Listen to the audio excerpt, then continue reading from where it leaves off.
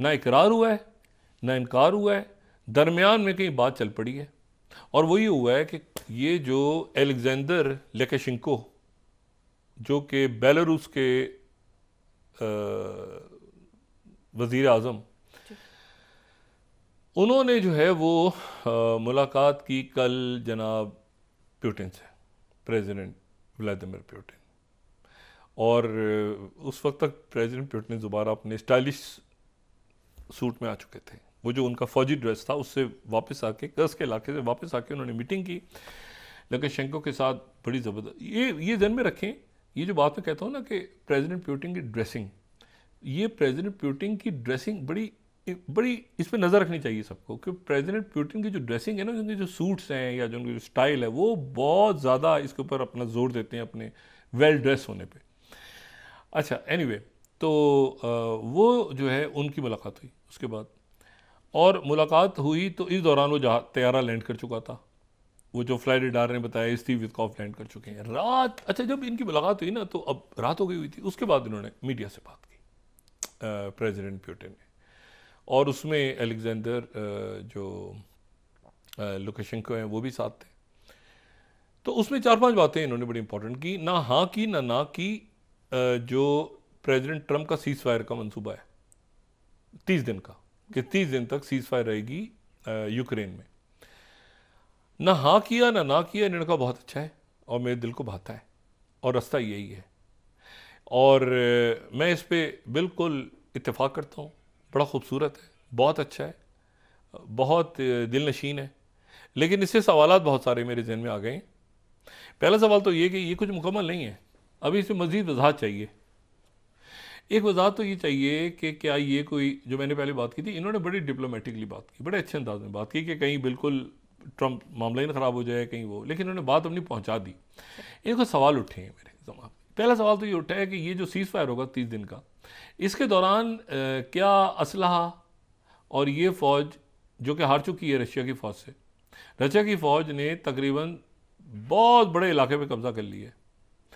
तो उन्होंने कहा कि ये जो सारे इलाके हैं, ये इलाके जो हमारे हाथ में आ चुके हैं, तो ये तो 30 दिन के सीज़ फायर में तो ये सारे दोबारा रीग्रुप होकर फिर हमला करेंगे हमारे ऊपर। तो ये वजाहत होनी चाहिए कि ये मुस्तकिल सीज़ फायर होना चाहिए। नंबर 1, मुस्तकिल सीज़ फायर करें ना, इसको मुस्तकिल सीज़ फायर करें, नंबर 1 बात। दूसरी बात ये है कि ये हमारे जो इलाके हमारे पास आ गए हैं, जिसके बारे में वो कह रहे हैं कि भाई ये जो है ज़ाहिर है कि 2014 तक बॉर्डर तक जाने ज़रूरी है, तो तस्लीम कर लें बाकायदा, अभी तस्लीम कर लें। अच्छा, वो जो इलाके हैं वो ज़ाहिर है कि वो इलाके ऐसे हैं कि जो इनके पास जा चुके हैं। क्रीमिया का इलाका है, सेविस्टोपोल का इलाका है, खरसों का इलाका है, डोंस्टेक ल्यूनसेक तो इंडिपेंडेंट उनको रियासतें करार दिया जा चुका है। उसके बाद ज़ेपोरिज़िया का इलाका है। तो ये जो सारे इलाके हैं, अब ये है कि ये सारे इलाके तो चले गए हैं उनके पास। तो अब इसमें 2 इलाके तो जाहिर है कि इनको रिपब्लिक करार दे दिया हुआ है उन्होंने, ठीक है, लुहांस और दोनेत्स्क को, और बाकी जो है वो दूसरे इलाके हैं तकरीबन, और ब्लैक सी तक वो आ चुके हैं सारे। तो उन्होंने कहा फिर इसको जो है वो रिकग्नाइज़ कर लें। दूसरी बात ये हो गई। तीसरी बात ये हो गई कि जी उन्होंने कहा कि यहाँ पर ये भी बात तय हो जाए कि यहाँ पर कोई नेटो की फ़ौज या कोई दूसरी फ़ौज नहीं आएगी। नेटो की फ़ौज या कोई दूसरे कोई पीस कीपर नहीं होंगे यहाँ पे, ये बात भी आ जाए सामने, क्योंकि ये बात अभी तक नहीं हुई ना, ये बात नहीं हुई। उस मंसूबे में ये बात नहीं है ना अभी तक, उसमें सीज़ फायर है और ये था कि एड बंद हो जाएगी। और पर दूसरी बात उन्होंने कहा कि ये अगर जो है ये सीज़ फायर है 30 दिन का, तो फिर फौजी इमदाद क्यों खोली है यूक्रेन की, और यूक्रेन की जो इंटेलिजेंस उनको दोबारा स्टार्ट कर दी ये क्यों की है? अगर जंग बंदी करनी है और अमन की तरफ जाना है तो फिर फौजी इमदाद क्यों शुरू कर दी है उनकी, और उनको इंटेलिजेंस कवर क्यों देना शुरू कर दिया? तो ऐसा है कि मेरा ख्याल है कि मुझे खुद प्रेसिडेंट ट्रंप से बात करनी पड़ेगी फ़ोन पे।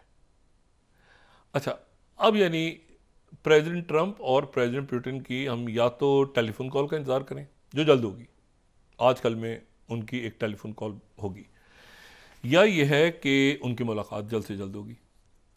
और उसमें प्रेसिडेंट पुतिन ने बिल्कुल क्लैरिटी के साथ ये बात रख दी कि बात यह है कि जंग, ये फतह और ये तो बात है ही नहीं, हम तो जीत चुके हैं ना, ऑलरेडी जीत चुके हैं। और यह है कि ये लॉन्ग टर्म पॉलिसी भी डिसाइड होनी चाहिए कि नेटो ने कहाँ तक आना है और कहाँ तक नहीं आना, और नेटो ने कितना एक्सपेंड होना है, और ये सारा लिखत पढ़त में सारी चीज़। अच्छा, जब ये बात कर रहे थे तो उस वक्त वहाँ पे मौजूद थे जनाब स्टीव वित्कॉफ। इससे वित्कॉफ का रोल बड़ा इंपॉर्टेंट है।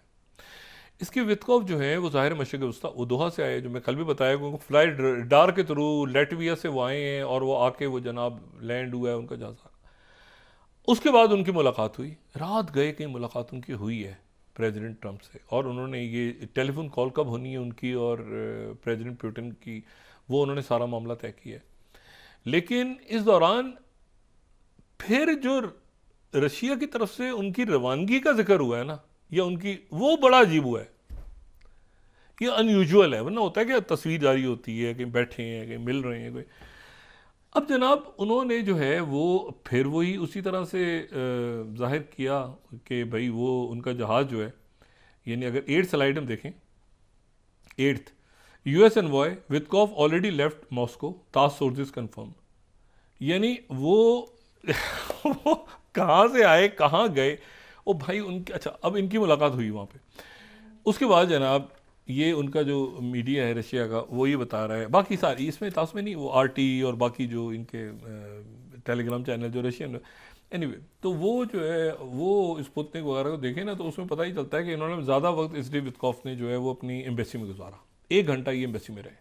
यानी इनकी मुलाकात हुई, लेकिन प्रेसिडेंट पुतिन से मुलाकात हुई, लेकिन उसको बाकायदा अलामिया या तस्वीर वगैरह जारी नहीं हुई। इनकी मुलाकात ज़रूर हुई, लेकिन इनकी मुलाकात हुई। उसके बाद ये जहाज़ जो है, फिर ये खबर आई कि जी जहाज़ मॉस्को छोड़ चुका है। अच्छा, जहाज़ इनका मॉस्को से लैंड हो गया अज़रबैजान, दोहा नहीं गए, ये अज़रबैजान बाकू में लैंड हुआ इनका प्लेन वापसी पे ना।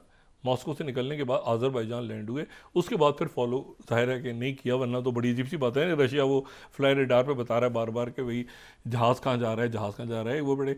लेकिन इनका रोल बड़ा इंपॉर्टेंट, इन्होंने मैसेज कन्वे किया है। और अब जो है ये बात ध्यान में रखें कि वो जो कल भी मैंने बात की थी, उनके सीनियर जो फॉरेन मिनिस्ट्री के डिप्लोमेट हैं, उनके एडवाइज़र, वो कह चुके हैं कि हमारा एक आला सतह के ऊपर, बड़ी सतह पे जो स्टीव वित्कॉफ का रोल बड़ा इंपॉर्टेंट है, लेकिन उनसे ज़्यादा एक बड़ी सतह पे हमारा कॉन्टैक्ट हो चुका है बाइडेन एडमिनिस्ट्रेशन से, बड़े लेवल पे, हाई लेवल पे। और आगे जो टेलीफोन कॉल वगैरह सारा, उसमें जो भी बात होगी तो उसमें सीनियर लोग इन्वॉल्व होंगे, जो ओहदेदार सीनियर होंगे। और साथ ये भी उन्होंने कहा है, एक इल्ज़ाम लगाया गया है कि जो कीथ केलॉग हैं, जो जनरल कीथ केलॉग, जो असल में नुमाइंदे थे यूक्रेन के और रशिया के हवाले से, उनको शायद मॉस्को के कहने पर हटाया गया क्योंकि वो बहुत ज़्यादा प्रो यूक्रेन थे। तो इसकी भी जनाब उन्होंने तरदीद की है मॉस्को ने कि नहीं, हमारे कहने पे नहीं हटाया गया। वैसे हटाया शायद इन्हीं के कहने पे गया है, लेकिन वो चूँकि बहुत ज़्यादा प्रो ज़ेलेंस्की हो गए थे ना, वो बार बार ज़ेलेंस्की, और वो आर्मी जनरल हैं तो ज़ाहिर है वो फौज के वाले थे, तो उनको इन्होंने हटवा के और स्टीव वित्कॉफ को ला के, और अब एक अगले नेक्स्ट लेवल पे अमेरिका और रशिया के मुज़ाकरात होने जा रहे हैं। लेकिन जब ये मुलाकात कर रहे थे